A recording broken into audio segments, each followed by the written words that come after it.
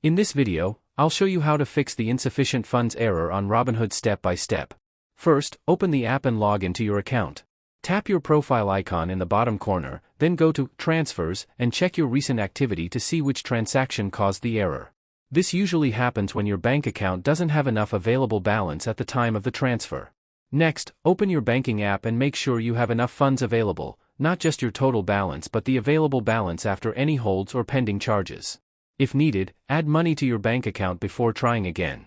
After that, go back to the app and try the deposit again by tapping Transfer Money, selecting your bank, and entering the correct amount. Also, check that your linked bank account details are correct by going to Linked Accounts.